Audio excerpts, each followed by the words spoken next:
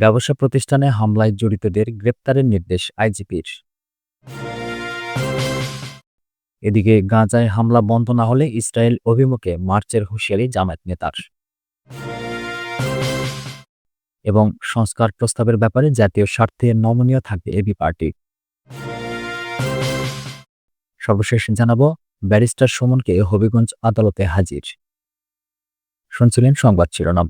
পুরো খবর জানতে ভিডিওটি শেষ পর্যন্ত দেখুন। সর্বশেষ খবর পেতে চ্যানেলটি সাবস্ক্রাইব করুন। এবারে বিস্তারিত। ব্যবসা প্রতিষ্ঠানে হামলায় জড়িতদের গ্রেপ্তারের নির্দেশ আইজিপির। রাজধানী ঢাকা সহ দেশের বিভিন্ন শহরে প্রতিবাদ মিছিল থেকে দোকান ও ব্যবসা প্রতিষ্ঠান ভাঙচুরের জন্য দায়ী ব্যক্তিদের গ্রেপ্তার করতে পুলিশ কর্মকর্তাদের নির্দেশ দিয়েছেন পুলিশের মহাপরিদর্শক বাহারুল আলম। সোমবার এমন নির্দেশনা দিয়ে তিনি বলেন, আমাদের কাছে হামলাকারীদের ভিডিও ফুটেজ আছে, তাদের চিহ্নিত করা হচ্ছে, অবিলম্বে তাদের গ্রেপ্তার করা হবে। বাংলাদেশ পুলিশ বর্তমানে এ নিয়ে কাজ করছে। আইজিপি আরও বলেন, সরকার কোনো ন্যায়সঙ্গত বিক্ষোভে বাধা দেয় না, তবে প্রতিবাদ কর্মসূচির আড়ালে কোনো অপরাধমূলক কর্মকাণ্ড সহ্য করা হবে না। এদিকে 4 দিনব্যাপী বিনিয়োগ সম্মেলন শুরুর দিনে ব্যবসা প্রতিষ্ঠানের উপর হামলার ন্যাক্কারজনক দৃষ্টান্ত স্থাপন করে বলে জানিয়েছেন বাংলাদেশ বিনিয়োগ উন্নয়ন কর্তৃপক্ষের নির্বাহী চেয়ারম্যান চৌধুরী আশিক মাহমুদ বিন হারুন। তিনি বলেন, যখন আমরা বাংলাদেশকে বিনিয়োগের জন্য ইতিবাচকভাবে তুলে ধরতে শীর্ষ সম্মেলন আয়োজন করছি, তখন এ ধরনের ন্যাক্কারজনক দৃষ্টান্ত আমাদের জন্য অত্যন্ত দুর্ভাগ্যজনক। এই ব্যবসা প্রতিষ্ঠানগুলোর মধ্যে অনেকেই স্থানীয় বিনিয়োগকারী, কিছু বিদেশি বিনিয়োগকারী আছেন যারা বাংলাদেশের প্রতি আস্থা রাখতেন। তারা সবাই আমাদের তরুণদের জন্য কর্মসংস্থানের সুযোগ করে দিয়েছিলেন। যারা এই জঘন্য ভাঙচুর চালিয়েছে তারা দেশের কর্মসংস্থান, অর্থনৈতিক প্রবৃদ্ধি ও স্থিতিশীলতার বিরোধী, বলেন তিনি।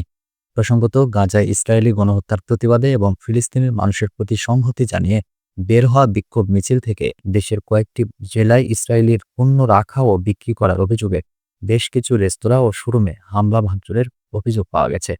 সোমবার কক্সবাজারে 5টি, চট্টগ্রামে 3টি, সিলেটে 5টি, গাজীপুরে 4টি, কুমিল্লায় 1টি এবং বগুড়ায় 1টি প্রতিষ্ঠানে হামলা হয়েছে বলে পুলিশ জানিয়েছে। গাজায় হামলা বন্ধ না হলে ইসরায়েল অভিমুখে মার্চের হুঁশিয়ারি জামায়াত নেতার। ফিলিস্তিনের গাজায় দখলদার ইসরায়েলি বাহিনীর নির্বিচারে হত্যা ও নিধনযোগ্য আয়ামে জাহিলিয়াতের নির্মমতা ও বর্বরতাকেও হার মানিয়েছে বলে মন্তব্য করেছেন বাংলাদেশ জামায়াত ইসলামী কেন্দ্রীয় কর্মপরিষদ সদস্য ও ঢাকা মহানগরী উত্তর শাখার সেক্রেটারি ডক্টর মোহাম্মদ রেজাউল করিম। তিনি অবিলম্বে গাজায় হামলা বন্ধের হুঁশিয়ারি দিয়ে বলেছেন, অন্যথায় মুসলিম তরুণীরা ইসরায়েল অভিমুখে মার্চ কর্মসূচি দেবে।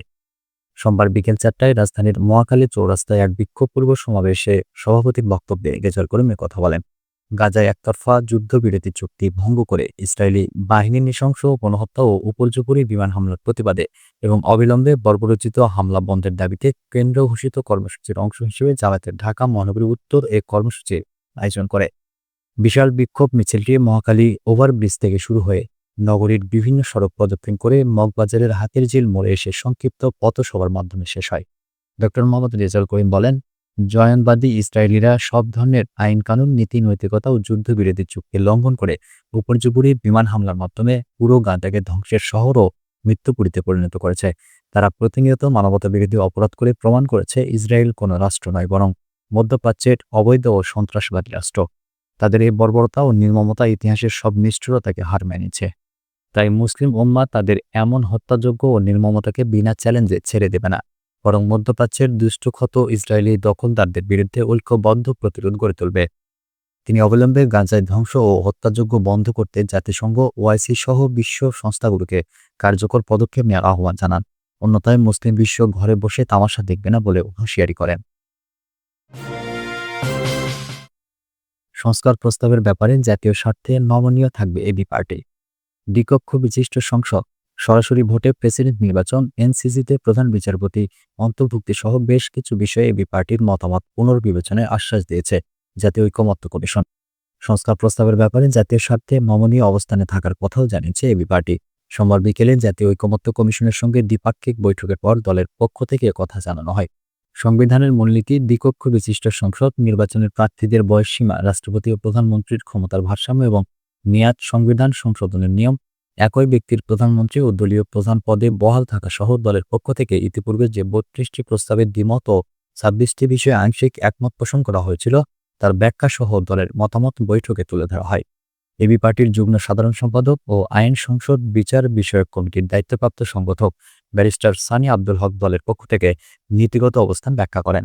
জাতীয় ঐকমত্য কমিশনের সহসভাপতি ডক্টর আলী রিয়াজ ছাড়াও ঐকমত্য কমিশনের অন্যান্য সদস্যদের মধ্যে সবাই উপস্থিত ছিলেন পুলিশ সংস্কার কমিশনের প্রধান সফররাজ হোসেন, বিচার বিভাগ সংস্কার কমিশনের প্রধান বিচারপতি এমদাদুল হক এবং দুর্নীতি দমন কমিশন সংস্কার কমিশনের প্রধান ডক্টর ইফতেখারুজ্জামান।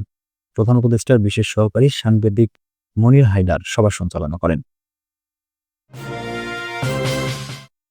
ব্যারিস্টার সুমনকে হবিগঞ্জ আদালতে হাজির। বৈষম্য বিরোধী ছাত্র আন্দোলনে হামলার মামলায় সাবেক আলোচিত সংসদ সদস্য ব্যারিস্টার সৈয়দ সাইদুল হক সুমনকে হবিগঞ্জ আদালতে হাজির করা হয়েছে। সোমবার বিকেল 4টায় তাকে জেলার সিনিয়র জুডিশিয়াল ম্যাজিস্ট্রেট কামরুল হাসানের আদালতে হাজির করা হয়।